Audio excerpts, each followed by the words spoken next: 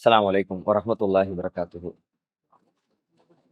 கண்ணியத்திற்குரிய எல்லாம் வல்ல அல்லாஹ்வின் நல்லடியார்களே, அல்லாஹ்வின் அருள் பொங்கும் புனிதம் நிறைந்த ரமலானுடைய மாதத்தில் மிக்க மேலானவன் என்கிற சூரத்துல் அலாவுடைய விளக்கங்களை நாம் பார்த்து வருகிறோம்.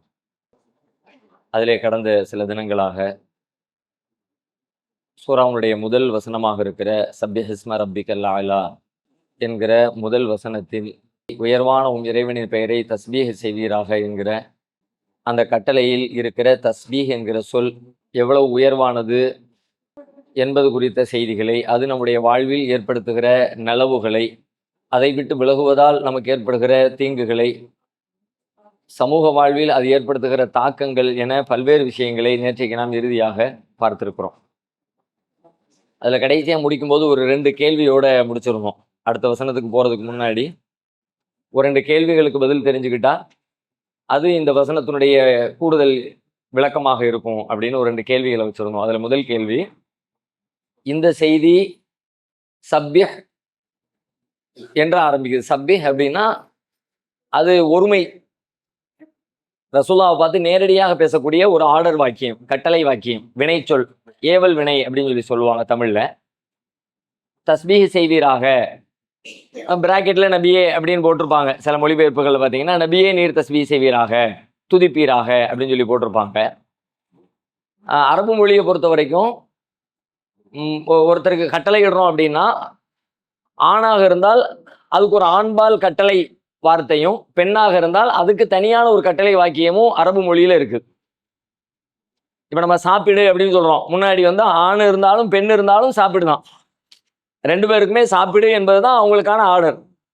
ஆணுக்கு தனியான ஒரு வார்த்தை, பெண்ணுக்கு தனியான ஒரு வார்த்தை கிடையாது. அதே ஒரு சென்ற கால வினை சொல்லையோ வருங்கால வினை சொல்லையோ சொல்லும் போது வாக்கியம் மாறும், வார்த்தை மாறும். சாப்பிட்டாள், சாப்பிட்டான் அப்படின்னு சொல்லுவோம். ஆம்பளையா இருந்தா சாப்பிட்டான், பெண்ணா இருந்தா சாப்பிட்டாள் அப்படின்னு சொல்லுவோம். சாப்பிடுன்னு சொல்லும்போது ஆணா இருந்தாலும் சாப்பிடுதான், பெண்ணா இருந்தாலும் சாப்பிடுதான், 2 பேருக்கும் ஒரே வார்த்தையை தான் நம்ம பயன்படுத்துறோம்.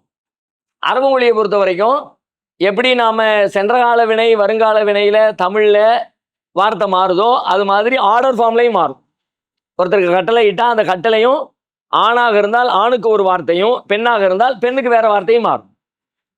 2க்கும் ஒரே சொல் வராது, அதுல சில எழுத்துக்கள் வித்தியாசப்படும். அந்த வகையில இங்க வந்திருக்கிற சொல் என்னன்னு கேட்டா, இது ஆணுக்கு பயன்படுத்துகிற வார்த்தை தான். அப்ப ரசூலுல்லாஹை தான் அது பார்த்து பேசுகிற வார்த்தையாக அது வந்திருக்கிறது. சப்யஹ் ஒருமையாக இருக்கிறது, கட்டளையாக இருக்கிறது, ஆண்பாலாக இருக்கிறது, நபிகளாரை குறித்து தான் அது அருளப்பட்டிருக்கிறது, அப்படித்தான் பேசுகிறது, ரசூலுல்லாஹை முன்னோக்கி தான் பேசுது என்பது ரொம்ப தெளிவா தெரியுது. இப்ப நம்முடைய கேள்வி, அப்ப நபி ஸல்லல்லாஹு அலைஹி வஸல்லம் அவர்களை பார்த்து பேசுகிற இந்த வாக்கியம் இது நபிகளாருக்கு உரியது என்று எடுத்துக்கொள்ளலாமா, அல்லது ஒட்டுமொத்த முஸ்லிம்களுக்கும் உரியது, எல்லாருமே இதை கடைபிடிக்கணும், எல்லாருக்கும் பொதுவானது என்று எடுத்துக்கொள்ளலாமா என்ற ஒரு கேள்வியை வச்சிருந்தோம். இதுக்கான பதில் என்ன? எல்லாருக்கும் உரியது. எல்லாருக்கும் உரியது என்பதை எதை வச்சு சொல்றீங்க? எல்லாருக்கும் உரியது என்கிற பதில் வரும்னு தெரியும், அதனால தான் நேற்று சொல்லும் போதே சொல்லி அனுப்பணும். அது ரசூலுல்லாஹ்வுக்கு உரியது என்றால் அதற்குரிய சான்று என்ன? இது ரசூலுல்லாஹ் மட்டும்தான் உரிய, வேற யாரும் இதுக்குள்ள அடங்க மாட்டாங்கன்னா அதுக்குரிய ஆதாரத்தோடு சொல்லணும். இல்லை இது எல்லாரையும் உள்ளடக்கும் அப்படின்னா எல்லாரையும் உள்ளடக்கும் எப்படி புரிஞ்சுக்கிறது? இது ஒருத்தரை பத்தி தானே பேசுது, நேரடியாக ஒருத்தர் தானே உரையாடுது, அதை வைத்துக்கொண்டு இது எல்லாருக்கும் உரியது என்பதை எப்படி சொல்றது? ஏன்னா இது இந்த ஒரு இடத்துல மட்டும் இல்லை, இது மாதிரி நூற்றுக்கணக்கான வசனங்கள் குர்ஆன்ல இருக்கிறது. எல்லா வசனங்களுக்கும் நாம் ஒரு முடிவு எடுக்க வேண்டிய தேவை இருக்கிறது. இப்ப நீங்க வாசிக்கும் பொழுது இந்த வாசகத்தை நான் எப்படி புரிஞ்சுக்கிறது? ஒரு வசனம் மட்டுமே மொத்த குர்ஆன்ல இருந்துச்சுன்னா அது ஏதோ கடந்து போயிடலாம்னு வைங்களேன். ஆனா அப்படி போக முடியாது, ஒரு வசனமா இருந்தாலும் போகக்கூடாதுதான். ஆனா இது ஒரு வசனம் மட்டும் இல்லை, இந்த மாதிரியான வாக்கியங்கள் குர்ஆன்ல நெடுகிலும் இருக்கிறது. ஏராளமான வசனம் பக்கத்துக்கு பக்கம் இந்த மாதிரியான நேரடியாக ரசூலுல்லாஹை பார்த்து பேசக்கூடிய வாக்கிய அமைப்பே இருக்கிறது. அப்ப அந்த வசனங்கள் எல்லாத்துக்குமான ஒரு பொது விதியை நம்ம தெரிஞ்சுக்கிட்டோம்னா, குர்ஆனை படிக்கும் பொழுது எது நபிகளாருக்குரியது, எது நமக்குரியது, எது எல்லாருக்கும் உரியது என்பதையெல்லாம் பிரித்து பார்த்து விளங்கிக் கொள்வதற்கு இன்னொருத்தருடைய உதவி இல்லாமலேயே நாமளே அதை பார்த்த உடனே படிச்ச உடனே ஓரளவுக்கு கெஸ் பண்ணி முடிவெடுத்துக் கொள்வதற்கான ஒரு அடிப்படைகளை தெரிஞ்சுக்கிறதுக்காகத்தான் இந்த கேள்வி வைக்கப்பட்டுச்சு.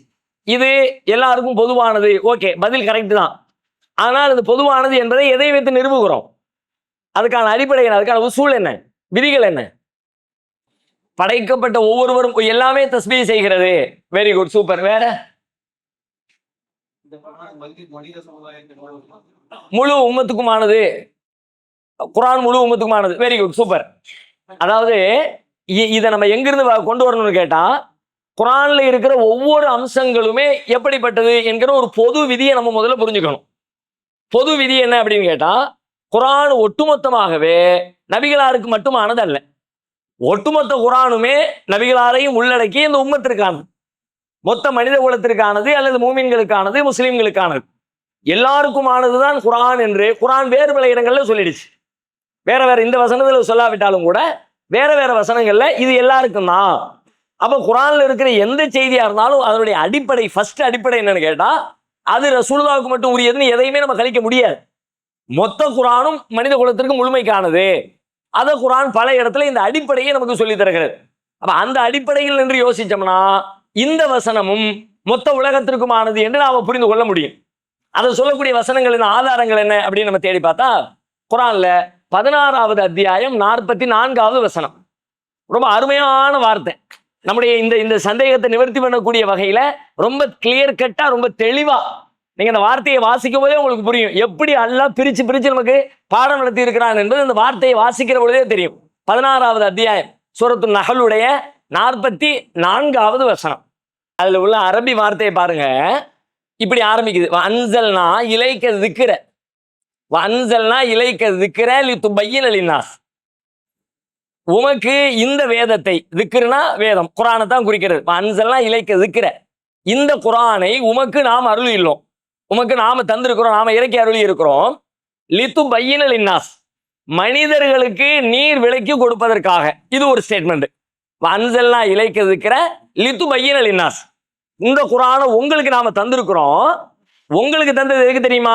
நீங்க வச்சுக்கிறதுக்காக, நீங்க ஃபாலோ பண்றதுக்காக, நீங்க கடைபிடிக்கிறதுக்காக நினைச்சுக்காதீங்க, அதுவும் தான். ஆனா அதனுடைய முக்கியமான அம்சம் லிதுபய்யின லின்னாஸ், எல்லா மனித குலத்திற்கும் நீங்கள் இதை விளக்கி தர வேண்டும். அதுல உள்ளதை எப்படி நடைமுறைப்படுத்தணும், அதனுடைய பிராக்டிக்கல் வடிவம் என்ன என்பதை நீங்க வெளிப்படுத்தணும் என்பதற்காகத்தான் இந்த குர்ஆனை உமக்கு நாம் அருளி இருக்கிறோம். ஃபர்ஸ்ட். ரெண்டாவது, மா நுஸ்ஸில இலைஹிம், அவர்களுக்கு அருளப்பட்டதை, அவர்களுக்கு அருளப்பட்டதை, ஆக்சுவலி அவங்களுக்கு தான் அருளப்பட்டிருக்குது. இது யாருக்கு? நமக்கு எல்லாருக்கும். அவர்களுக்கு அருளப்பட்டதை, மா நுஸ்ஸில இலைஹிம், அவர்களுக்கு அருளப்பட்டதை அவர்களுக்கு மனிதர்களுக்கு நீர் விலக்கி தருவதற்காக உமக்கு இந்த குர்ஆனை தந்திருக்கிறோம். நமக்கும் தந்திருக்கிறான், ரசூலாவுக்கும் தந்திருக்கான். ரசூலாவுக்கு நேரடி அப்படி வந்து இறங்குது, நமக்கு நேரடியா வரல, நபிகளார் வழியாக நமக்கு வந்து சேர்கிறது. ரெண்டு விஷயத்தையுமே சொல்லிட்டான். ரசூலுல்லாஹ்வுக்கு தான் இறக்கணும், அதுவும் இதுல வந்துருச்சு. அன்சல்னா இலைக்க, உமக்கே இறக்கி இருக்கிறோம், அதுவும் வந்துருச்சு. மா நுஸ்ஸில இலைஹிம், உலகத்துக்கெல்லாம் இறக்கப்பட்டிருக்கு, அதுவும் வந்துருச்சு. எல்லாத்துக்கும் கொடுத்தோங்கிறது இந்த வசனத்துல வந்துருச்சு, ரசூலுல்லாஹ்வுக்கு கொடுத்தோன்றது வந்துருச்சு. அப்போ இது குர்ஆன்ல இருக்கிற ஒவ்வொரு செய்தியும் ரசூலுல்லாஹ்வுக்கும் தான், எல்லாருக்கும் தான் என்கிற கருத்து ரொம்ப கிளியர் கட்டாக இந்த வாக்கியத்தின், இந்த வசனத்தின் வழியாக அல்லாஹ் நமக்கு சொல்லிட்டான். இது மாதிரி குர்ஆன் சில அடிப்படைகளை, குர்ஆன்ல பல்வேறு இடங்கள்ல இந்த கருத்தை நமக்கு வலியுறுத்தக்கூடிய அடிப்படைகளே அல்லாஹ் சொல்லி தர்றான். இதே மாதிரி இன்னொரு இடம், இதே அத்தியாயத்துல 16வது அத்தியாயம் 64வது வசனம், அதுல அல்லாஹ் சொல்றான், எதிர்மறையா சொல்றான். இங்க நேர்மறையா சொன்ன விஷயத்தை எதிர்மறையாக சொல்றான். ஒமா அன்சல்னா அலைக்கல் கிதாப இல்லா லிதுபய்யின லஹும், ஒமா அன்சல்னா அலைக்கல் கிதாப், உம்மீது இந்த வேதத்தை நாம் இறக்கவில்லை. மேலே எப்படி சொன்னா, உமக்கு நாம் இறக்கி இருக்கிறோம் அப்படின்னு சொன்னா நேர்மறை வார்த்தைகளில் பேசினா, இங்க எதிர்மறை வார்த்தைகள் பேசலாம். ஒரே விஷயத்துல ரெண்டு மாதிரியா சொல்லலாம்ல. நம்மை அல்லாஹ் ஏன் படைத்தான்? அவனை வணங்குவதற்காக படைத்தான். இது இப்படியும் அல்லாஹ் சொல்றான். வேற சில இடத்துல எப்படி சொல்றான், என்னை வணங்குவதற்காகவே தவிர வேறு எதற்காகவும் படைக்கவில்லை அப்படிங்கிறான். அது அதை விட அழுத்தமானது. என்னை வணங்குவதற்காக படைத்தேன் என்று சொல்வதை விட, என்னை வணங்குவதற்காகவே தவிர வேறு எதற்காகவும் நான் படைக்கவில்லை என்பது அதை விட அழுத்தமானது எதிர்மறை வாக்கியத்தில் சொல்லப்படுகிறது. லா இலாஹ இல்லல்லாஹ், அல்லாஹ்வை வணங்க வேண்டும் என்று அதுக்கு கருத்தில்லை.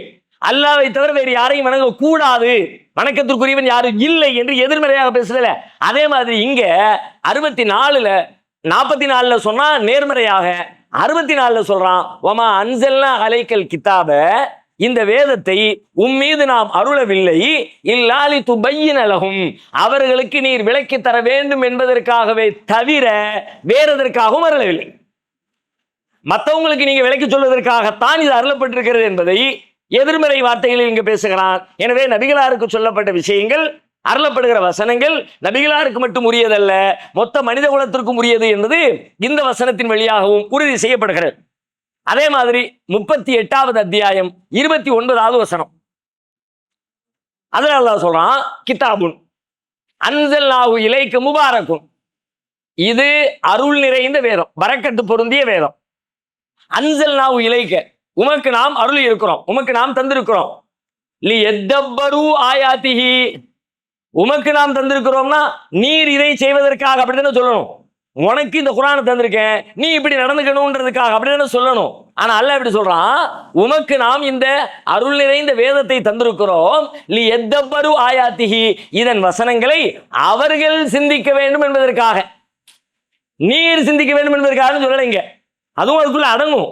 நபிகளாரும் சிந்திக்கிறது தான், அவங்க சிந்திக்க கூடாதுன்னு அர்த்தம் கிடையாது. ஆனா அங்க சொல்லும் போது பயன்படுத்துவது எப்படி பயன்படுத்தலாம், குர்ஆனை உங்களுக்கு தந்திருக்கிறோம் அவங்க சிந்திக்கிறதுக்காக.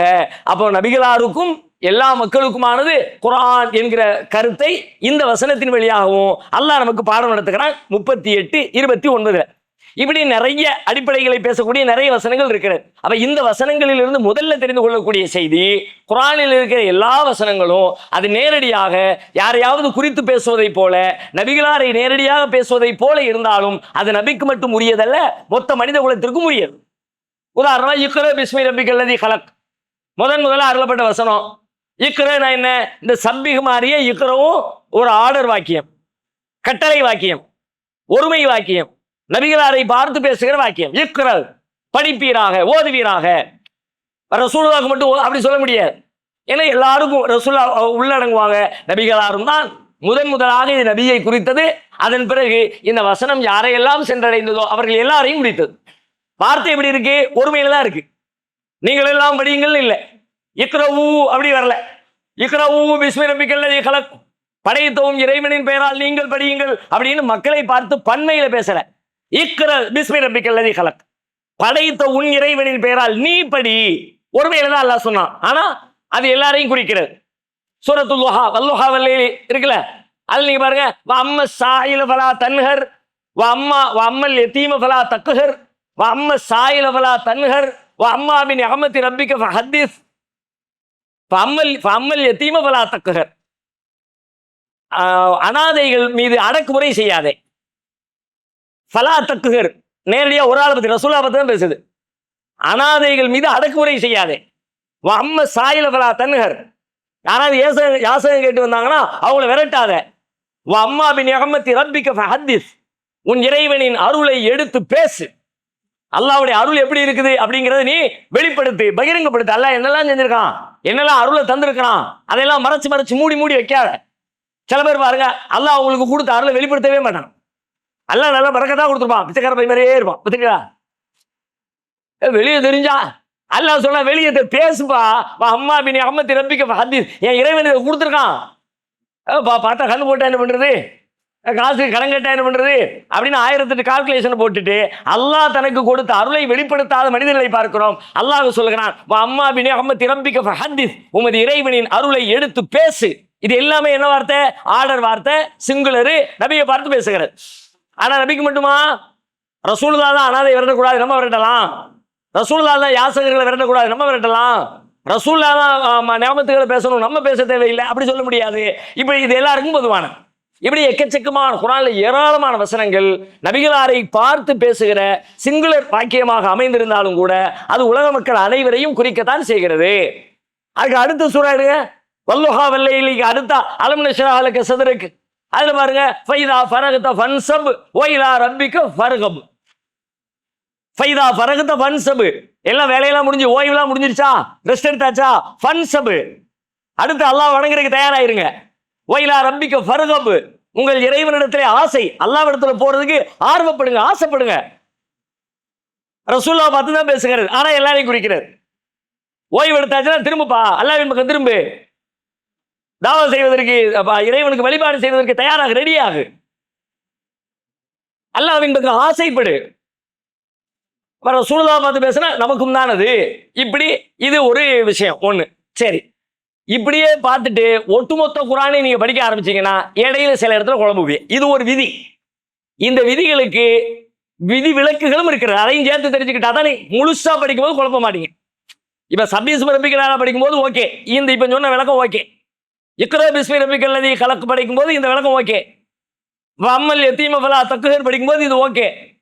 வம்மல் சாயில ஃபலா தன்ஹிர் படிக்கும்போது இது ஓகே. ஆனா வேற சில உதாரணங்களை நீங்க படிச்சீங்கன்னா நீங்க எல்லாத்துக்கும் உள்ளதுன்னு தப்பான முடிவுக்கும் போய்விட வாய்ப்பு இருக்கிறது. உதாரணத்துக்கு என்ன ஒரு வசனம் சொல்ற பாருங்க. 33வது அத்தியாயம் 50வது வசனம். 33வது அத்தியாயம் 50வது வசனம். ஒரு திருமண சட்டத்தை பற்றி, திருமண அனுமதிக்கப்பட்ட சட்டத்தை பற்றி பேசுகிற ஒரு வசனம். அது எப்படி ஆரம்பிக்கு தெரியுமா? யா அய்யுஹன் நபி. இங்கெல்லாம் கூட நபியேன்னு அழைக்கல. சப்பி ஹஸ்ம ரப்பிக்கல் ஆளால நபியேன்னு அல்லாஹ் கூப்பிட்டு சொல்லல. இக்ரா பிஸ்மி ரப்பிக்கல் லதீ கலக்ல நபியேன்னு கூப்பிட்டு சொல்லல, முஹம்மதேன்னு கூப்பிட்டு சொல்லல.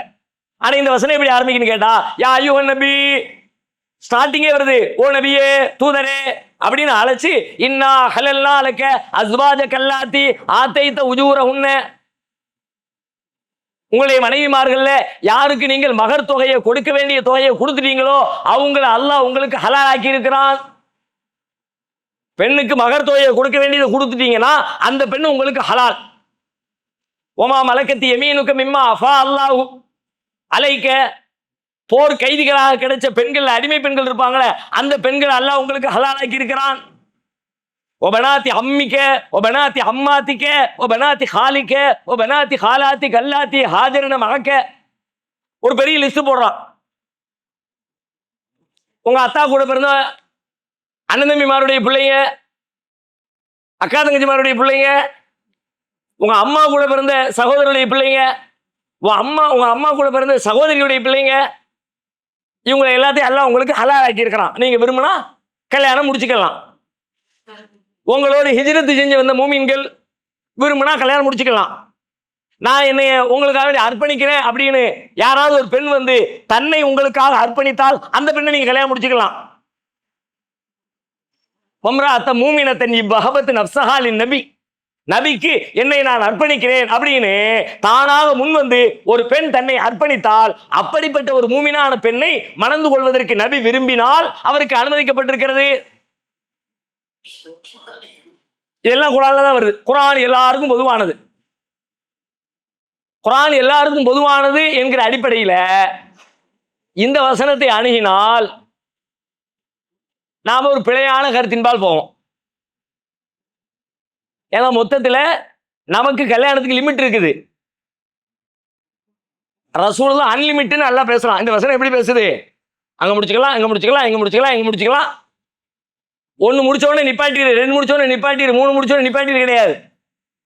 முடிச்சுக்கலாம் முடிச்சுக்கலாம் முடிச்சுக்கலாம் முடிச்சுக்கலாம் முடிச்சுக்கலாம். அந்த அனுமதியின் பேர் தான் ரசூலுல்லாஹ் நிறைய திருமணங்களும் செஞ்சாங்கல்ல. ஆனால் நம்ம எல்லாத்துக்கும் நிறைய திருமணம் செய்யற அனுமதி உண்டா? குர்ஆன் எல்லாருக்கும் பொதுவானது. பத்தியா குர்ஆன் என்ன சொல்லுது?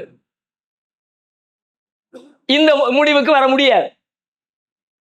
இந்த இடத்துல இது நபிகளாருக்கு மட்டும் பிரத்யேகமானது. அதை எதை வைத்து கணக்கிடுவது? எல்லாம் ரசூலுல்லாஹ்வுக்குரியது, எல்லா மூமின்களுக்குரியது, எல்லா உலக மூமின்களுக்கெல்லாம் பொதுவானது. ஆனா சில வசனங்கள் இது நபிகளாருக்கு உரியது அப்படின்னு பர்டிகுலரா இப்படி இருக்குதே, இந்த சட்டத்தை நான் எனக்கு எடுக்க முடியாத, அந்த விதி எப்படி எப்படி எப்படி தெரிஞ்சுக்கிறது? எப்படி நபியே ஸ்டார்ட் ஆகுது, அதை வச்சு தெரிஞ்சுக்கலாமா? முகம்மது இங்க நபியேனே வந்துருச்சு. யா அய்யுஹன் நபி, நபியே அப்படியே கூப்பிட்டுட்டான். அதை வச்சு முடிவு எடுத்துக்கலாமா? அப்படி எடுத்துக்கலாம்னு நீங்க சொன்னீங்கன்னா அதுவும் பிழையானது. ஏன் தெரியுமா? இன்னொரு வசனம் சொல்றேன். 33வது அத்தியாயத்தினுடைய முதல் வசனம். யா அய்யுஹன் நபி யுத்தகில்லா, ஓ நபியே அல்லாஹ்வை அஞ்சுவீராக. நபி மட்டும்தான் அல்லாஹ் அஞ்சணுமா? எல்லாருமே அல்லாஹ் பயப்படணும்ல. ஆனா இங்க எப்படி கூப்பிடுறான்? நபியே யா அய்யுஹன் நபி இத்தகில்லா, நபியே அல்லாஹ்வை பயப்படுவீராக. அப்ப என்ன அதுக்கு என்ன ரூல், என்ன விதி, என்ன அடிப்படை, எதை வச்சு புரிஞ்சுக்கிறது? அல்லாஹ் அருமையா சொல்லிட்டாங்க பதில். அந்த வசனத்திலே முழுசா படிச்சா அதுல இருந்து நமக்கு ஒரு விதி கிடைக்கும், ஒரு ரூல் கிடைக்குது. குர்ஆன்ல எல்லா மூமின்களுக்கும் தான் எல்லா சட்டமும். ஆனா ஒரு சட்டம் இது எல்லா மூமின்களுக்கும் உள்ளது இல்ல, இது ரசூலுல்லாஹ்வுக்கு மட்டும் பிரத்யேகமானது சொன்னா பிரத்யேகமானது என்பதற்கான ஒரு தனித்த ஆதாரம் வேண்டும். இது ரசூலுல்லாஹ்க்கு மட்டும்பா, வேற யாரும் கிடையாது அப்படின்னு அல்லாஹ் சொல்லிடுவான். நமக்கு சந்தேகப்பட வேண்டிய அவசியமே இல்லை. எந்தெந்த விஷயங்கள் எல்லாம் நபிகளாருக்கு மட்டும் உரித்தானதோ, மற்றவர்கள் யாரும் அதை பின்பற்றக்கூடாதோ, அப்படிப்பட்ட விஷயங்கள் அனைத்திலையுமே இது நபிகளாருக்கு மட்டும் பிரத்யேகமானது என்பதை குறிக்கக்கூடிய ஏதேனும் ஒரு ஆதாரங்கள் குர்ஆனின் ஏதோ ஒரு வசனத்தில் சொல்லப்பட்டிருக்கும். இந்த இடத்துல இந்த வசனத்திலே அல்லாஹ் சொல்லிட்டான். அது அதனுடைய தொடர்ச்சியில பின்னாடி படிங்க, அந்த லிஸ்ட் முடிஞ்ச உடனே வருமா பாருங்க. வம்ராத்த மூமினத்தின் வஹபத் நஃப்ஸஹா லின்னபிய்யி இன் அராத நபிய்யு அன் யஸ்தன்கிஹஹா ஹாலிஸத்தன் லக மின் தூனில் மூமினீன். ஏனைய மூமின்களுக்கு அல்ல நபியே, உமக்கு மட்டும் பிரத்யேகமாக. அப்ப எந்த செய்திகள் எல்லாம் நபிகளாருக்கு மட்டும் பிரத்யேகமானதோ அது பிரத்யேகமானது என்பதை குறிக்கக்கூடிய ஏதேனும் ஒரு சட்டம் இருக்கும். அந்த சட்டத்தை அது மொத்த குர்ஆனையும் படிச்சா தான் தெரியும், மொத்தத்தையும் படிச்சா தான் தெரியும். உதாரணத்துக்கு இன்னொரு சொல்றேன். இப்ப இந்த வசனத்துல நமக்கு கிளியர் ஆயிடுச்சு, அந்த வசனத்திலே அல்லாஹ் சொல்லிட்டான். இன்னொரு வசனம், ஒரு 2 நாளைக்கு முன்னாடி ஒரு கால்குலேஷன் ஒன்று போட்டோம். அந்த கால்குலேஷனை போடும்போது நிறைய பேர் பேர்ந்து மிளிச்சிங்க. என்ன கால்குலேஷன் தெரியுமா? நபிகளாருடைய இரவு தொழுகை எப்படி இருந்துச்சுன்னு ஒரு கால்குலேஷன் பண்ணோமா? ரசூலுல்லாஹ் எப்படி இரவு தொழுதாங்க? பாதி இரவு தொழுதாங்க, பாதிக்கு கொஞ்சம் கூட, பாதிக்கு கொஞ்சம் கம்மி. அப்படி தொழுவீராகன்னு குர்ஆனே சொல்லுச்சுன்னு பார்த்தோம். அப்படியே அது எப்படி ஜீரணிக்க முடியல. ஒரு பக்கம் குற்றம் உணர்ச்சி, சொல்ல தொழுத மாதிரி தொழலையே நம்ம அப்படிங்கிறது ஒண்ணு. அது எப்படிப்பா முடியும், சாத்தியமா அப்படிங்கிற மாதிரி ஒரு குழப்பம். இது நம்ம ஃபாலோ பண்றதா இல்லையா பல மாதிரி ஒரு கேள்வி வந்துச்சுல. இப்ப இந்த கேள்விக்கு அதே அத்தியாயத்துக்கு போங்க, 73வது அத்தியாயம் சூரத்துல் முஸ்ஸம்மில். யா அய்யுல் முஸ்ஸம்மில் கும் இல்லைல இல்லா கலீலா நிஸ்ஃபஹு அவ் இன்குஸ் மின்ஹு கலீலா அவ் ஸித் அலைஹி வரத்திலில் குர்ஆன தர்தீலா. போர்வை போர்த்தி கொண்டிருப்பவரே, கும் இல்லைல இல்லா கலீலா, இரவில் கொஞ்ச நேரமே தவிர மற்ற நேரங்களில் நின்று வணங்குவீராக. நிஸ்ஃபஹு அவ் இன்குஸ், பாதி இரவோ அல்லது அதை விட கொஞ்சம் குறைவாகவோ, அவ் ஸித் அலைஹி அல்லது அதை விட கொஞ்சம் அதிகமாகவோ நீர் நின்று வணங்குவீராக. இப்ப ரசூலுல்லாஹ் பார்த்து தான் பேசுகிறது, நேரடி ஃபார்ம். இப்ப நபிகளாரை பார்த்து பேசுகிற இந்த வாக்கியம் இது நபிகளாருக்கு மட்டும் உரியதா? இது ஆர்டர் ஃபார்ம் தான். கும், எழுந்து தொழுவீராக, எழுந்து நிற்பீராக, வணங்குவீராக. குமில் லைல், இரவு நேரத்திலே எழுந்து நின்று வணங்குவீராக. இது யாருக்குரியது? பொதுவானதா எல்லாருக்கும் உரியதா? ரசூலுல்லாஹ்க்கு மட்டும் உரியதா? பொதுவானதா? அதனால தான் நம்ம இப்ப தொழுகிறோம் அப்படின்னு சொல்றீங்களா? அதனால தான் இரவுல தொழுகிறோம். அந்த மாதிரி தொழாட்டியும் இரவுல தொழுகிறோம், கம்மியா தொழுகிறோம். இதான் இந்த கட்டளை எல்லாருக்கும் உரியது நீங்க நினைக்கிறீங்க. இல்ல, இந்த கட்டளை எல்லாருக்கும் உரியது இல்லை. இது கட்டளை, இது கட்டளை. கட்டளை என்ன? செஞ்சே ஆக வேண்டிய கட்டளை, கட்டாயம் செய்தாக வேண்டிய கட்டளை. ரமலானுக்கு மட்டும் உரிய கட்டளை இல்ல, காலம் முழுக்க அவர்கள் எல்லா நாட்களிலும், காலம் முழுக்க அல்ல எல்லா நாட்களிலும், ரமலான் அல்லாத காலத்திலும் செய்தே ஆக வேண்டிய கட்டளை. போர்வை ஓத்திக்கிட்டு எந்திரிச்சு தொழுதாங்க. அல்லாஹ் சொன்ன மாதிரியே தொழுதாங்க. பாதி இரவு தொழுதாங்க, கொஞ்சம் கூட்டுனாங்க, கொஞ்சம் குறைச்சாங்க. இது எப்படி புரிஞ்சுக்கிறது? இது நபிகளாருக்கு மட்டுமே பிரத்யேகமானது. அதை இந்த இடத்துல நீங்க தேடினீங்கன்னா ஒண்ணும் கிடைக்கல. ரசூலுல்லாஹ்க்கு மட்டும் பிரத்யேகமான ஆர்டர். நீங்க செய்யறதா செய்யலாம், நீங்க விரும்பி செய்யலாம், நீங்க தேர்ந்தெடுத்து செய்யலாம். ரசூலுல்லாஹ்க்கு தான் அந்த ஆர்டர் போட்டான். ரசூலுல்லாஹ் காலத்துல வந்து சஹாபாக்களும் இந்த ஆர்டர் ஒபே பண்ணாங்க.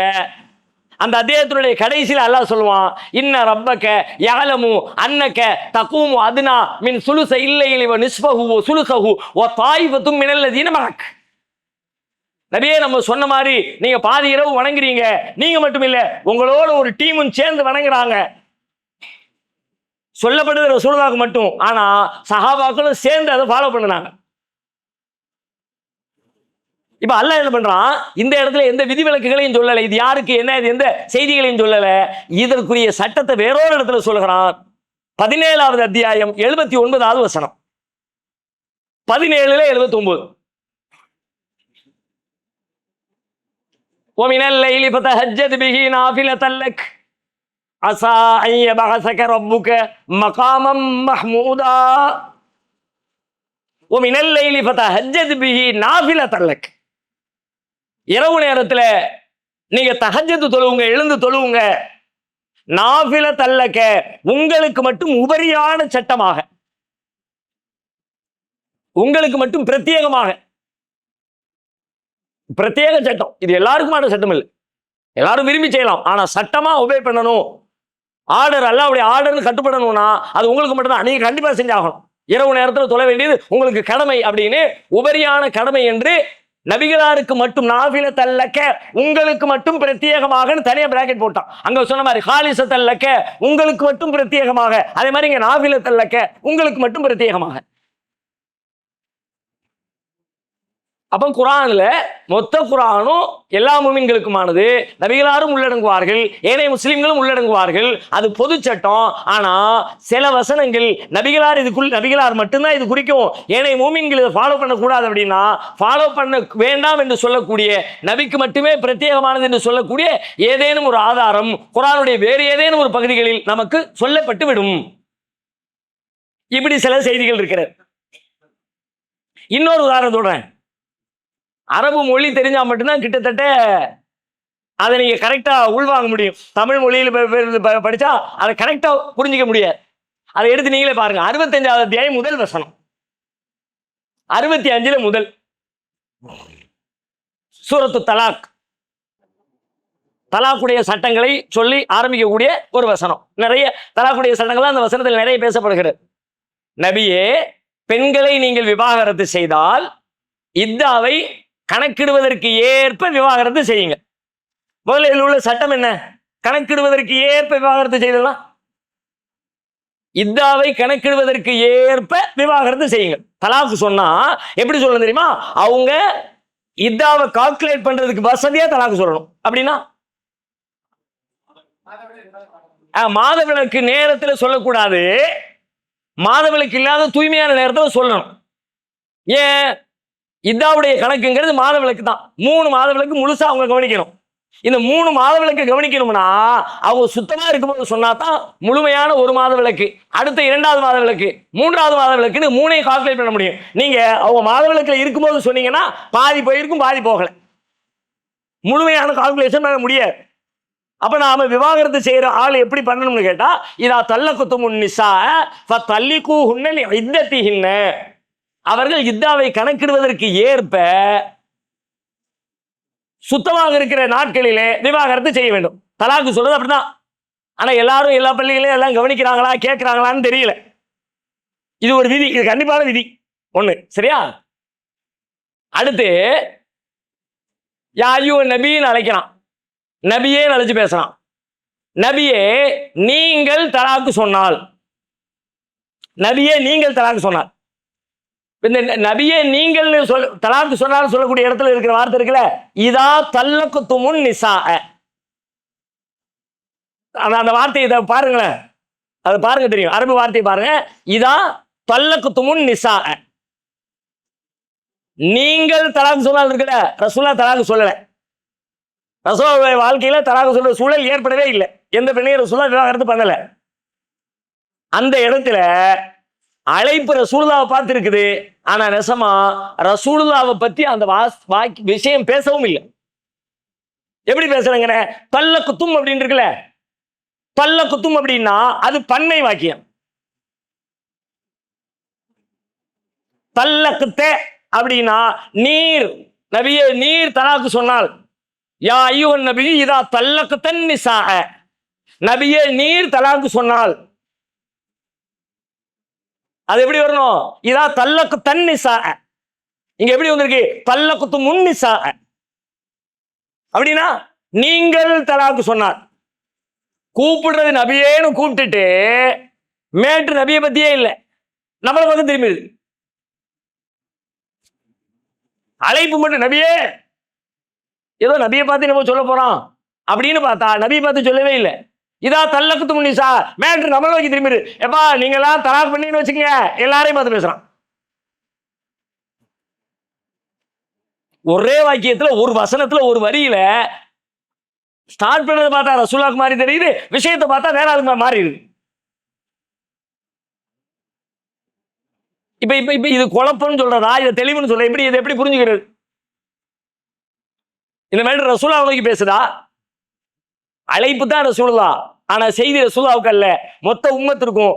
எதனாலன்னு கேட்டா, நபிகளார் இந்த உம்மத்தினுடைய பிரதிநிதி என்கிற அடிப்படையில நபிகளார் ஒரு 10 பேருடைய பிரச்சனை, அந்த பிரச்சனைக்காக வேண்டி ஒரு முக்கியமான ஆளு, அவங்களுடைய லீடர் வந்து பேசுறார். தம்பி அப்படின்னு அவர் கூப்பிட்டு முதலாளி பேச ஆரம்பிக்கிறார். தம்பின்னு கூப்பிட்டதுனால மேற்று தம்பிக்கு இல்லை, அழைப்பு தம்பியை நோக்கி. ஆனா சொல்லப்படுற விஷயம், நீங்க எல்லாம் ஒழுங்கா வேலையை பார்த்தா, இந்த நீங்க எல்லாமல யாரு தம்பிக்கு உள்ளது இல்லை, மொத்த மக்களையும் பார்த்து லேபர்ஸை பத்தி பேசுறோம். இதே மாதிரி அல்லாஹ் இங்க பேசுறான், நபிகளாரை நோக்கி அழைக்கிறான், நபியே என்று அழைத்து விட்டு. ஆனா மொழிபெயர்ப்புல உள்ள சிக்கல் பாருங்க, நீங்கள் போட்ட உடனே ரசூலுல்லாஹ்வை தான் குறிக்குதோன்னு நம்ம நினைச்சுவோம். அரபு மொழியை தெரியலாட்டி முடியவே முடியாது. சில மொழிபெயர்ப்புகளை என்ன பண்ணிருக்காங்க தெரியுமா, பக்கத்துல சைடுல இன்னும் குழப்பம் தர்ற மாதிரி பலர் அப்படின்னு ஒரு வார்த்தையை பிராக்கெட்ல போட்டு விட்டுருக்கான். நீங்கள் போட்டு நீங்களுக்கு பக்கத்துல பலர். அப்படி யாருடைய மொழிபெயர்ப்பு இருக்கா பாருங்க, இருக்கா? நீங்கள்லாம் இருக்குது. வேற ஏதாவது ஒரு மொழிபெயர்ப்புல சில மொழிபெயர்ப்புகள் அப்படி பண்ணியிருக்கிறாங்க. நீங்கள் போட்டுட்டு நீங்களுக்கு பக்கத்துல பலர், ஒண்ணுமே புரியாது. நீங்கள் பலர் தலாக்கு சொன்னால் ஒருத்தர் தானே தலாக்கு சொல்லுவாங்க, கூட்டமாக எல்லாம் டீமா நின்றுக்கிட்டா மொத்த பொண்ணடி வேணாம், ஒருத்தையும் சரியில்லை, ஊரே சேர்ந்தா தலாக்கு சொல்லுவோம்.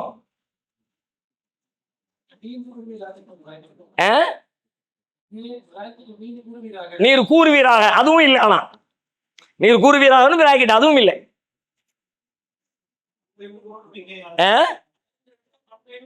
பன்மைன்னு போட்டிருக்கணும். அப்படி போட்டிருந்தா கூட இன்னும் ஒரு தெளிவு இருக்கும். பலர்னு போட்டு அதுவும் விளங்க மாட்டேங்குது, குழப்பம் இருக்கு. ஆனா அரபு மொழியில் அதை வாசித்தால் மட்டும்தான் இதை கரெக்டாக துல்லியமாக சரியாக நம்மால் விளங்கி இருக்க முடியும். ஓகே, இப்ப 2 விஷயங்கள் ஆயிடுச்சு. ஒன்னு என்னன்னு கேட்டா, நபிகளாரை அழைத்து பேசுகிற காரணத்தினால் அது நபிகளாரை நோக்கியது மட்டும் என்று நாம் புரிந்து கொள்ளக்கூடாது. நபியே என்று அழைத்ததாலும் அது நபியை பார்த்து பேசப்படுகிறது என்று புரிந்து கொள்ளக்கூடாது. நபியை நோக்கி அழைத்தாலும் அது மக்களை நோக்கித்தான் குறிக்கும். அது நபிக்குத்தான் உரியது என்று சொன்னால் அது குறித்து தனியாக ஏதேனும் ஒரு தனித்த ஆதாரம் வர வேண்டும். அப்படி ஆதாரம் இருந்தால் இது நபிக்குரியது, ஆதாரம் இல்லை என்றால் மொத்தமும் எங்களுக்கு உரியது. இது குர்ஆனை பற்றிய பொதுவான ஒரு சட்டம். ஒண்ணு. இரண்டாவது, தஸ்பீஹ் செய்வீராக ஆர்டர் இருந்துச்சு. இரண்டாவது கேள்வி, தஸ்பீஹ் செய்வீராக அப்படின்னு சொன்ன உடனே ஆர்டர் வாக்கியம் தானே, கட்டளை தானே இது. கட்டளை அப்படின்னா கட்டளை என்பதனுடைய பொருள் என்ன? அல்லாஹ் கட்டளை இட்டால் அதனுடைய அர்த்தம் என்ன? செய்ய ஆகணும், அப்படித்தானே? இப்ப நாம தஸ்பீஹ் செய்ய சுப்ஹானல்லாஹ் சொல்லல, தொழுது முடிச்சுட்டு சுப்ஹானல்லாஹ் ஓதல, தொழுகையில ஓதிட்டிய, காலையில மாலையில என்ன ஓதவே இல்லை, பகலின் 2 ஓரங்களில் சுப்ஹானல்லாஹ் சொல்லவே இல்லை. இப்ப இத அல்லாஹ் சொன்னான நாம மீறிட்டோம் என்று எடுத்துக்கிறதா, அல்லது இது கட்டளை இல்லைங்க, இது வேற மாதிரி, இது செஞ்சா ஓகே, செயலாடி தப்பு இல்லை, செஞ்சா கூடுதல் நன்மை, அப்படி புரிஞ்சுக்கிறதா? வாக்கியம் கட்டளையாக இருக்கிற காரணத்தினால் அது கட்டாயமானதாக இருக்கணும்னு அவசியம் இல்லை. எல்லா மொழியிலே வாக்கியம் கடமையாக இருக்கிற காரணத்தினால், கட்டளையாக இருக்கிறதுனால அது கண்டிப்பா செஞ்சு ஆகணும்னு புரிஞ்சுக்க வேண்டிய அவசியம் இல்லை. அதுலயும் கொஞ்சம் வித்தியாசம் இருக்கு. நான் பேச்சு வழக்கில் சொல்லுவோமே, நல்லா படி, நல்லா படி, நல்லா படி என்பது கட்டளை வாக்கியம் தானே, ஆர்டர் தானே. படிக்காவிட்டால் குற்றமா? நீங்க இப்ப எத்தனை பையங்களை பாக்குறீங்க, என்னப்பா படிக்கிற, 11th 12th 10th, நல்ல படி தம்பி. அவர் செய்யலாட்டி நல்ல படிக்கல, ஃபெயில் ஆயிட்டாரு. இப்ப என்ன, என் கட்டளை கோவை பண்ணவே இல்லை இவர், அப்படியா சொல்லுவிய? அதை யாரும் வச்சிருக்க போறா? அது வாக்கியம் கட்டளை தான். பொருள் என்ன? ஒரு அறிவுரை. நல்லா படிச்சா நல்லதுப்பா, அதை எடுத்துக்கிட்டா நல்லதுப்பா, அதானே அர்த்தம். இப்ப நீதிமன்றத்திலிருந்து ஒரு உத்தரவு வருகிறது, நாளை காலை 10 மணிக்கு ஆஜராக வேண்டும்,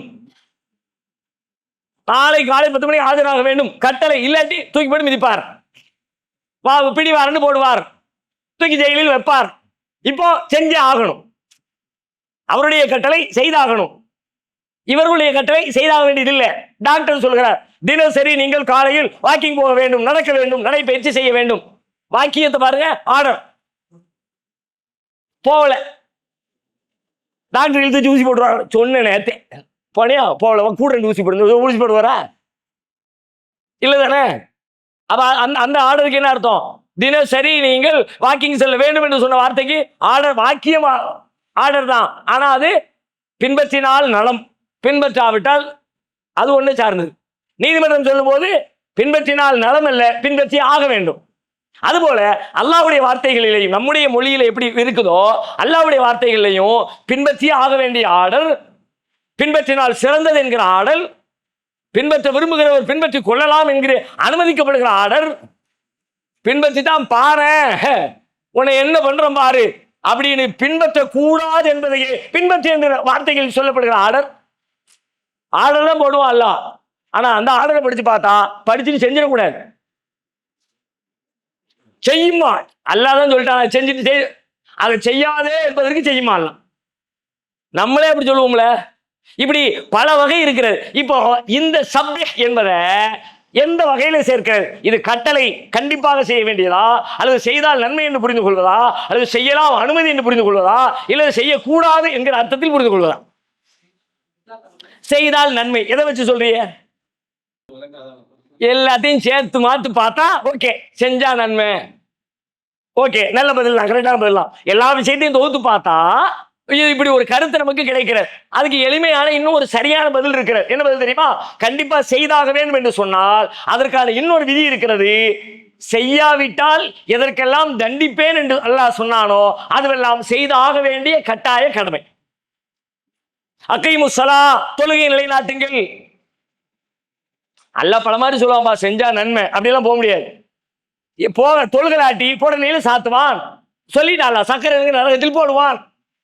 ஆத்து ஜக்கா, ஜகாத்தை கொடுங்கள், அல்லாஹ் பல நல்ல விஷயங்களை சொல்லி இருக்கலாம் அப்படின்னு கடந்துலாம் போக முடியாது. செஞ்சுதான் ஆகணும். செய்யலாட்டி நரகம் சூடு போடப்படும். அல்லாஹ்வுடைய பாதையில ஜகாத்து கொடுக்காம சேர்த்து வச்ச தங்கம் வெள்ளி எல்லாத்தையும் சூடு பண்ணி அவனுடைய நெற்றியில விழாப்புறத்துல சூடு போடப்படும். அப்போ எந்த கட்டளைக்கு நீங்கள் கட்டுப்படாவிட்டால், செயல்படுத்தாவிட்டால் தண்டனை என்று வருகிறதோ அந்த கட்டளை கட்டாயம் செய்ய வேண்டிய கடமை என்ற அர்த்தம். ஒண்ணு. இரண்டாவது, அது குறித்து சொல்லப்படாதது இடம் பொருளுக்கு ஏற்ப ஒன்று அனுமதியாகவோ, மேல் வசனம் கீழ் வசனம் அது குறித்து சொல்லப்படுகிற சூழல்களை வைத்து ஒன்று அனுமதியாகவோ, அல்லது செய்யக்கூடாதுங்கிற தடையாகவோ, அல்லது செய்யலாம் என்கிற அனுமதியாகவோ நாம மாற்றி புரிந்து கொள்ள முடியும். உதாரணத்துக்கு சொல்றேன், 2வது அத்தியாயம் 282வது வசனம், குர்ஆன்லயே ஆகப்பெரிய வசனம். குர்ஆன்ல இந்த வசனம் தான் ரொம்ப பெரிய வசனம். எதை பற்றி பேசுகிற வசனம்? பொருளாதாரத்தை, குறிப்பாக கடன் கொடுக்கல் வாங்கலை பற்றி பேசுகிற வசனம். யா அய்யுஹல்லதீன ஆமனு இதா ததாயன்தும் பிதைனின் இலா அஜலின் முஸம்மன் ஃபக்துபூ. மூமின்களே, நீங்கள் ஒருத்தருக்கு ஒருத்தர் கடன் கொடுத்து வாங்கி கொள்ள வேண்டிய சூழல் வந்தால் குறிப்பிட்ட தவணை குறிப்பிட்டு அதை நீங்கள் எழுதி வைத்துக் கொள்ளுங்கள். ஃபக்துபூஹு, அதை எழுதிடுங்க. பெரும்பாலும் நம்முடைய நெருக்கு வட்டத்தில் இதை செய்வோமான்னு கேட்டா பெரும்பாலும் இல்லை.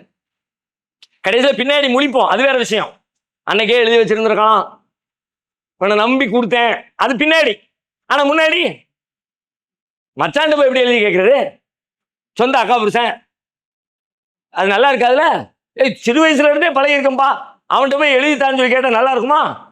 அப்படியெல்லாம் கேட்டு நினைச்சு யோசிச்சு எழுதாம விட்டுட்டிய.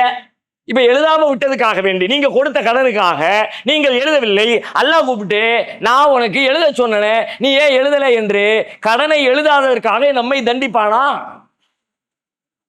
தண்டிக்க மாட்டான். அப்போ செஞ்சா நல்லது.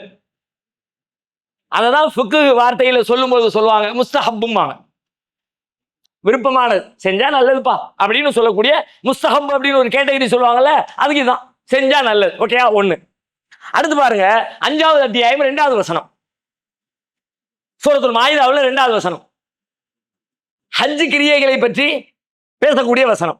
அதுல இடையில ஒரு துண்டு வருகிறது, ஒய்தா ஹலல்தும் ஃபஸ்தாது,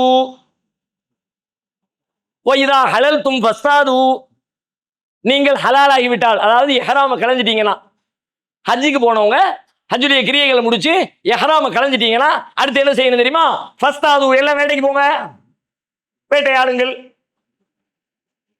இன்னைக்கு ஹஜ்ஜுக்கு போற யாராவது வேட்டையாடிட்டு வர்றாங்களா? குர்ஆன் சொல்லுது, வைதா ஹலல்தும் ஃபஸ்தாது, இஹ்ராம்ல இருந்து வெளியே வந்துட்டா எல்லாம் வேட்டையாடு, ஃபஸ்தாது, வேட்டையாடுங்கள். இது எப்படி புரிஞ்சுக்கிறது? ஆடரா, ஹஜ்ஜுடைய கிரியைகளில் ஒன்றா, ஒன்று ஒன்றா சொல்லிட்டு வர்றான். தவாஃப் செய்யுங்க, அதுக்கு அரஃபால இருங்க, மினால இருங்க, அதெல்லாம் முடிச்சுட்டு கல்லறிங்க, எல்லாம் முடிச்சுட்டு யாராவது கலந்துருங்க, முடியெல்லாம் வெட்டிடுங்க, மொட்டையெல்லாம் போட்டுருங்க. மொட்டையெல்லாம் போட்ட உடனே எல்லாம் ஆயுதத்தை தூக்கிட்டு, துப்பாக்கியோ வில்லோ வேலோ என்னத்தையும் ஒன்று தூக்கிக்கிட்டு எல்லாம் காட்டுக்கு போய் வேட்டையாடுங்க.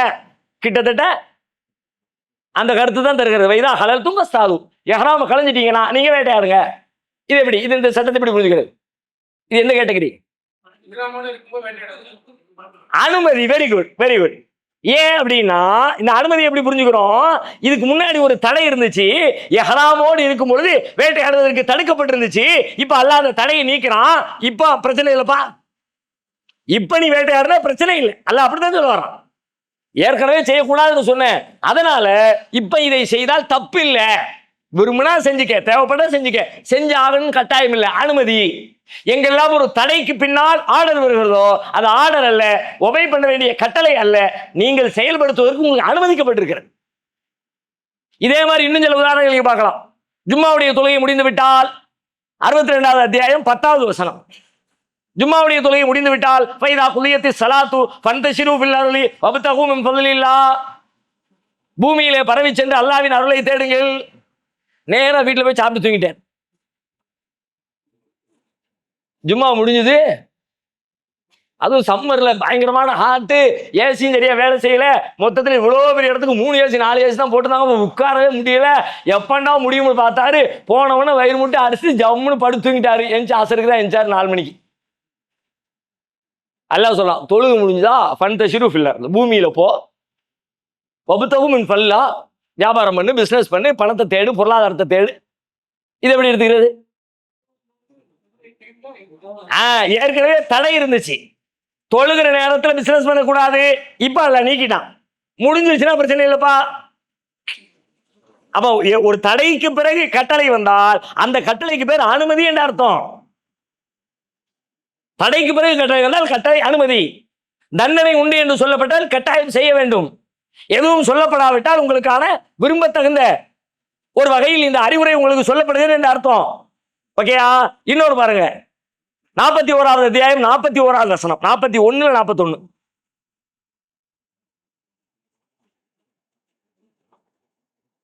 கெட்டவர்களை பற்றி அவர்களுடைய வேலைகளை, அவங்க என்ன வேலையை பார்த்துக்கிட்டு இருக்கிறாங்க அதையெல்லாம் பேசிக்கிட்டே வர்றான். இடையில ஒரு வார்த்தை வருகிறது, யஹ்மலும் ஆஷத்தும், யஹ்மலும் ஆஷத்தும், நீங்கள் விரும்பி எதை செய்து கொள்ளுங்கள். யஹ்மலு மாஷத்தும் யாருக்கு சொல்றான்? நல்லவங்களுக்கு சொல்லல, கெட்டவங்களை பார்த்து சொல்றான். விரும்பினதை செஞ்சுக்குங்க, எங்களுக்கெல்லாம் அனுமதிப்பா. மூமின்கள் உங்களுக்கு தான் பிரச்சனை, எங்களுக்கு எல்லாம் அனுமதி கொடுத்தாங்க. அதாவது விரும்பினதை செஞ்சு, என்ன வேணாலும் செஞ்சுக்கலாம், விரும்பியதை செய்து கொள்ளுட்டான். குடிக்கணும் விரும்பி குடிச்சிக்க, கொள்ளை அடிக்கணும் கொள்ளை அடிச்சுக்க, சாக்கடையில் போட்டு தூங்கணும் தூங்கிக்க, எங்களுக்கெல்லாம் அனுமதிப்பா, உங்களுக்கு தான் தடை. அப்படி சொல்ல முடியுமா இந்த வசனத்தை? இது எச்சரிக்கை. நீ செய்ய, நீ செய், நம்ம தானே வருவ. நம்மளே பேசுவதை சொல்லுவோம்ல, நீ செஞ்சுதான் பாரு, செஞ்சு காட்டு, நீ அடிச்சு காட்டு, அடித்து காட்டு அப்படின்னு ஆர்டர் ஃபார்ம். அடித்து காட்டுங்கள், நீங்கள் அடியுங்கள், நான் பார்க்க வேண்டும் என்று எதிர்பார்க்கிறேன், எனவே நீங்கள் அடித்து காட்டுங்கள். அதான் அர்த்தம் அதுக்கு. நீ அடிச்சிரு, நீ கையை வச்சிரேன், கை வைத்து விடு, ஆர்டர் ஃபார்ம். அவர் கை வைக்க சொன்னார், எனவே நான் கை வைத்தேன் அப்படின்னு சொல்ல முடியுமா? அதுக்கு என்ன அர்த்தம்? கையை வச்சிருன்னு சொல்ல, வச்சே தொலைச்சு விடுவேன். அது மாதிரி யஹ்மலும் ஆஷத்தும், விரும்பின செஞ்சுக்கேன்னா செஞ்சே தொலைச்சு விடுவேன். அதே மாதிரி 18வது அத்தியாயம் 29 சொல்றான், குலில் ஹக்கும் ரப்பிக்கும் ஃபமன் ஷா ஃபல்யுமின் வமன் ஷா ஃபல்யக்ஃபுர், இது உம் இறைவனிடமிருந்து வந்திருக்கிற உண்மை, விரும்பியோர் நம்பட்டும், விரும்பியோர் மறுக்கட்டும். அல்லாவே விருப்பம் இல்லாட்டி மறுத்துட்டு போன்னு சொல்லிட்டான், சொல்ல முடியுமா? நானும் குரானுக்கு தான் கட்டுப்பட்டேன், குரானை மறுக்கிறேன், குரானை ஏற்றுக்கல. எப்படி? குரான் தான் சொல்லிச்சு, விரும்பியோர் மறுக்கட்டும், எனக்கு மறுக்கணும் தொடச்சு மறுத்துட்டேன். மறுத்துரு தம்பி, வா மறுத்துட்டு வா, என்ன தானே வருவேன், அப்ப பாத்துக்கிறேன். அப்படின்னு என்ன அர்த்தம்? மறுத்துறாத. அப்ப இந்த அத்தியாயத்தில் நாம் தெரிந்து கொள்ளக்கூடிய இந்த செய்திகள் என்னன்னு கேட்டா, ரெண்டு விஷயங்கள், ரெண்டு கேள்விக்கான இது இந்த சப்பிஹிஸ்ம ரப்பிக்கல் ஆலாக்கு மட்டுமல்ல, மொத்த குர்ஆனையும் புரிந்து கொள்வதற்கான ஒரு அடிப்படை விதிகளை தெரிந்திருக்கிறோம். மொத்தமும் மூமின்களுக்கானது, விதிவிலக்கு நபிகளுக்கு என்று சொன்னால் நபிகளாருக்கு என்று பிரத்யேகமான சட்டங்கள் வந்திருக்கும். ஒன்று, கட்டளை வாக்கியம் வருகிற அனைத்துமே கட்டளை அல்ல. தண்டனை சொல்லப்பட்டால் அது கட்டளை, முன்னால் தடுக்கப்பட்டிருந்தால் அது அனுமதி, பொதுவாக அது பேசப்பட்டிருந்தால் அது விரும்ப தகுந்தது, எச்சரிக்கை தருணத்தில் சொல்லப்பட்டிருந்தால் அது செய்யக்கூடாதது என்கிற அந்த கட்டளைகளை நாம புரிந்து கொள்கிறோம். ஓகேயா? அதுல இருக்கிற சட்டங்கள். இறுதியாக ஒரே ஒரு செய்தியோட முடிச்சிருவோம். இப்ப நாம இவ்வளவு நேரம் சுபஹானல்லாஹ் பார்த்தோம், அதனுடைய சட்டங்களை பார்த்தோம், அதனுடைய மேன்மையை பார்த்தோம், அது நம்முடைய வாழ்க்கையில நெருக்கடிகள் இருந்து காப்பாத்தும் பார்த்தோம். அல்லாஹ்வுடைய தூதருக்கு அல்லாஹ் அதைத்தான் துன்பங்களுக்கு ஒரு பரிகாரமா மருந்தா சஜஸ்ட் பண்ணியிருக்கிறான், அல்லாஹ் ஒரு பரிந்துரை செஞ்சிருக்கிறான் அப்படின்னு நம்ம பார்த்தோம். இந்த சுபஹான என்கிற அல்லாஹ்வின் பண்பை உணர்ந்து சொல்கிறவர்களுக்கு தான் இது எல்லாம் கிடைக்கும் என்று பார்த்தோம். அந்த பண்பை உணர்வது எப்படி? மிக முக்கியமான கேள்விதான். அதுக்கு என்ன வழி? சுபஹானல்லாஹ் நீங்க சொல்றீங்க ரொம்ப பிரம்மாண்டம் அப்படியெல்லாம், ஆனா வரமாட்டேங்குது, என்ன பண்றது? ரெண்டு வழிகள் குர்ஆன் சொல்லுகிறது.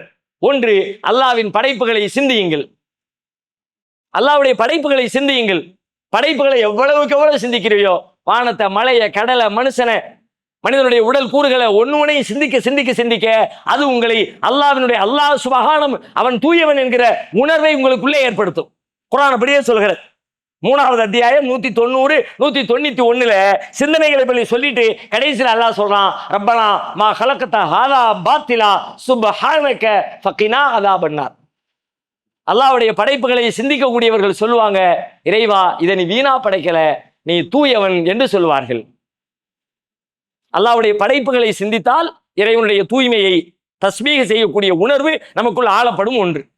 இரண்டாவது, அல்லாஹ்வுடைய வேதத்தை வாசித்தால், வாசிக்க வேண்டிய முறைப்படி வாசித்தால இப்ப நம்ம வாசிக்கிட்டு இருக்க மாதிரி கடமைக்கு வாசிச்சா இல்ல, மேலோட்டமா வாசிச்சா இல்ல, உள்ளார்ந்த ஈடுபாட்டோடு, கவலையோடு, உணர்வோடு திருக்குர்ஆனை நீங்கள் வாசித்தால் அந்த திருக்குர்ஆன் என்ன செய்யும் தெரியுமா? உங்கள் கண்களில் கண்ணீரை வரவழைத்து அல்லாஹ்வுடைய பிரம்மாண்டத்தை உங்கள் மனதிற்குள்ளே இறக்கும். குர்ஆன் அப்படிதான் சொல்கிறது. எப்படி சொல்கிறது? 32வது அத்தியாயம் 15 அல்லாஹ் சொல்றான், இதா ذுக்கிரு பிஹா ஹர்ரு சுஜ்ஜதன் வ ஸப்பஹு பிஹம்தி ரப்பிஹிம் வ ஹும் லா யஸ்தக்பிரூன். இன்னமா யூமினு பி ஆயாத்தினா. நம்முடைய வசனங்களை நம்பிய மூமின்கள் யார் தெரியுமா? அல்லாஹ்வுடைய வசனங்கள் கூறப்பட்டால் அவர்கள் ஹர்ரு சுஜ்ஜதன் அழுது கொண்டே சஜிதாவில் வீழ்வார்கள், வ ஸப்பஹு பிஹம்தி ரப்பிஹிம் தமது இறைவனை புகழ்ந்து துதிப்பார்கள். எப்போ? குர்ஆனை கேட்கும் பொழுது, குர்ஆனை பார்க்கும்போது, குர்ஆனை படிக்கும்போது.